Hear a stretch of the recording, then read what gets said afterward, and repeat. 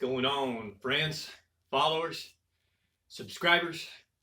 I'm Mike McFarland, the Lake Fork Guide, and I'm about to give you a Lake Fork rundown for June 10th. June 10th, 2021. Let's go to the board. I haven't given you a rundown this week, so let's go ahead and kind of talk about the lake levels. On Monday, we were 403.34, probably 3.5, 4 inches above full pool. 403 elevation. That's 403 feet above sea level. Okay. A little bit of rain Tuesday brought it up to 403.37. Then one gate is open, so it's slowly dropping. As of Wednesday, 403.34. As of today, this morning, 403.31. That's not a real rapid drop. And I can most definitely tell you that it did not have any effects on them at all today. We'll talk about that in just a minute. You can see the smile on my face. It was an awesome day. So lake clarity is getting really nice now. The floodings kind of seem to quit. It doesn't look like we have any more in the forecast. Not saying we won't get any rain, but the lake level clarity, 1 to 2 foot in the main lake. The backwaters, some of it even clearer. And it's starting to finally take on some of that Lake Fork green instead of the brown and the dirty red clay mixed up, churned up lake. It's really starting to look good. Water temperatures, they're still a little bit behind. From Monday 77 to low 80s, really the same. This morning 78.6, 81. Now mind you, that is the main lake. All right, if I go back up in a finger or an arm or go all the way up in Glade or in Lake Fork Creek or Caney Creek, all the way up Little Caney Creek, you're going to have some hotter water. You get in the back of the backwaters, and I'm certain that it's up in the 80s. It's got to be mid 80s. I'm staying main lake, and I've been waiting for what happened today. So a lot of the fish have still been spawning. I know last week with the Skeeter event, it really didn't produce as many big fish as we expected. There was only 7 overs caught. There were fish still spawning on beds. The fish that are now offshore are dripping blood from their tails, fresh. That should have been May. So we are 4 to 6 weeks delay minimum. Scattered fish, they're in 2 feet, 8 feet, 12 feet, 20 feet, and 30 feet, as I talked in some of the last rundowns. Well, I've been waiting for this offshore bite to really develop. And as it gets hotter and as the lake really starts to drop and get lower, no more rains and no more rising water, these fish are all going to start pulling out and funneling out. So this morning, I went ahead and I did a video first thing at the ramp. We shad spawn June 10th at the Lake Fork Marina launch ramp. The shad are spawning. They're flickering all over the place. I've got eggs on my lower unit of my engine from putting the boat near the shad spawn and fishing for them, the bass, for a period of time, and the shad are spawning on my engine skag and whatnot. It's unreal. But to see shad spawn in late June is mind-blowing.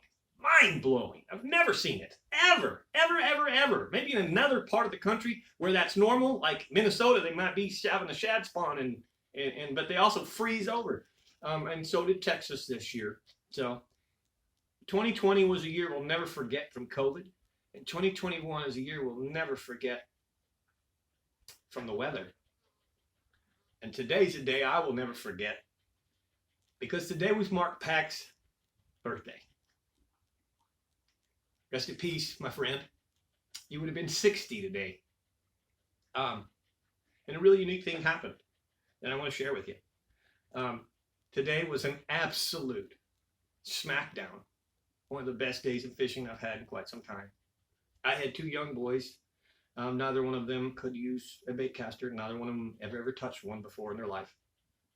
In fact, they really had fished, but they haven't been bass fishing. So the whole thing was to coach them and teach them about bass fishing. Well, I shared that post about the shad spawn right off I said, good morning, everybody. Check it out, the shad spawn. And there was a nice man that made a comment. And he reminded me that today was Mark Pack's birthday. Well, at that time, I was on shad spawn throwing topwaters. And if you've been following the rundown, I've been starting every day with a topwater bite, up to 2 hours. Which morning that topwater bite wasn't happening. And when I saw that post, I'm going to try and say the name. I think it was Pinna Blanc. Anyways, when I saw the post, and they said, it's Pac's birthday, catch a big one. Something transpired in my heart. And I just thought, yeah, the top water bite ain't happening. We need to go do the Pac-Man thing. And Mark Pac mentored a lot of us in many ways, in spiritual ways, and certainly in the fishing. And if any one of, so many guys out there that took so much from him, and I don't mean this in a boastful way, but if any one of them was really, a protege, if any one of them was truly took a majority of what Mark did and did the exact same thing, and I don't mean Mark's stuff, but I mean just clicked, and I did a lot of what he already did here. I already did on the West Coast. I was a Carolina rigger. It was one of the things that I really did, and so we already meshed so well that as he mentored me, I probably am one of the guys that, fair enough to say, that I'm really truly today walking, fishing in Mark's footsteps. And here's what happened today. You can tell I'm well enough inside. But when I read that note that said, hey, catch a big one today, it's Mark Pac's birthday. Inside myself, I looked up in the sky and I said, Pac Man, happy birthday, bro. Today's all about you. We're going to take these boys on a Mark Pac milk run. Thanks, Pac Man. It was a flat out smoke session, bro. We beat the brakes off these fish today. The number one bait was the Pac shad. 2 colors, chartreuse pepper, and a watermelon magic red flake. We had little bits of sun coming out from time to time. When the sun would come out, they'd eat this one. When the sun wouldn't come out, they'd eat this one. We threw that on the traditional chicken rig, or what I call a finesse Carolina rig. Remember that this is a lighter weight than the full rig. I throw this on my signature series MB 7'3" 1020 rod, 20-pound main line, 12-pound leader, real short leader. It's only 2 feet, 3-aught light wire hook, 1/2 ounce here. That's the difference. Instead of 1 ounce, it's 1/2 ounce. I really just call this a finesse Carolina rig. Whatever your full-blown big Carolina rig is, if you just cut everything in half, cut the leader in half, cut the weight in half, you now have a finesse rig, and it works perfect with the Pac shad. Mark Pac's shad. 5-inch and 7-inch. Today, we beat the brakes off them with the 5-inch. The size was not there. The boys said they wanted to go catch some big ones. So we went offshore even deeper into some of the deeper holes. And lo and behold, since I was teaching these boys how to use a bait caster, I was fishing with them myself. And that's about the only time that I really truly fish with my clients, is that when they need to see it, when I need to execute, and they need to, sometimes hands-on is good, but when you watch someone else do it, you really, really learn. So I'd stepped up front and I'm helping them cast, and I'm fixing backlashes, and I'm fishing myself. And I catch the first giant offshore, the big uns. They're coming. Oh, did it make me feel so cool to catch that big fish and fire up the boat and fire up those kids. And they were so ready and so hungry for it. And it was an 8-pounder. And what I catch that fish on? A new bait. Not really a new, but I haven't talked to you a whole lot about it. So I caught that bait on a Santone wobblehead. What the wobblehead is it's basically a jig head with a swing hook on it. Okay, so the head and the hook swing. It's a free swinging hook on a football jig head. Okay, the bait was the Zoom Magnum Trick Worm Watermelon Candy. Dipped the whole tail chartreuse. I want a big, flashy chartreuse tail. If you remember, we showed you, none of these seem to be working for me, that's why. Look at the flash when the UV light hits it. This is the reason we dip our tail chartreuse, people. All right, that's why we do that. It flashes more underwater.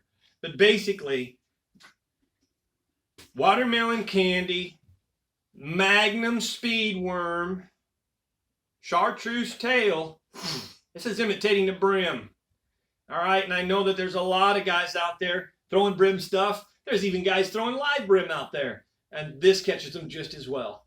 All right, I caught a giant on this thing. I swim this more. I want that tail thumping. I'll drag it like a jig, but I swim it a lot more. I want to make this move along the bottom. Sometimes cast it out deep and just slowly retrieve it so that it's just banging and bouncing through the bottom. This is imitating the perfect big bull brim.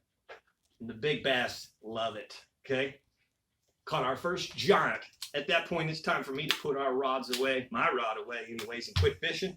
And I did. And I helped the boys the rest of the day.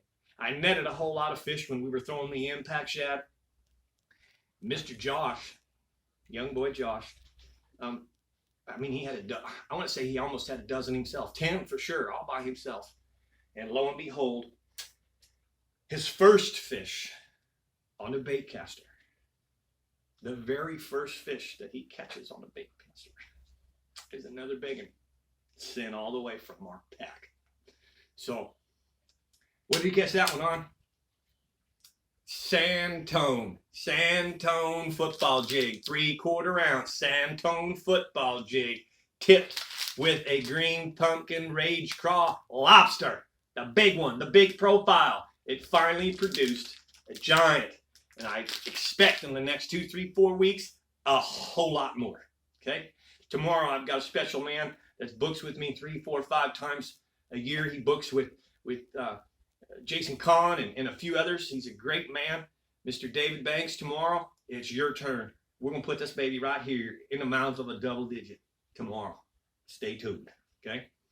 What do I throw the wobble head and the jig on? Same rod, same line, same everything. It's the signature MB 7'3", 1530. I throw 20-pound fluorocarbon, and I throw that on a high-speed Tatula 100 XS 8:1 gear ratio. This thing is bad to the bone. When I get the hook up, I can bring him home, and I don't let him go anywhere. I don't let him wrap up. I don't let the fish pull drag. I hit them hard, bring them up to the surface, and bring them home now. It's over in a minute and a half in most cases. I built this rod to do just that.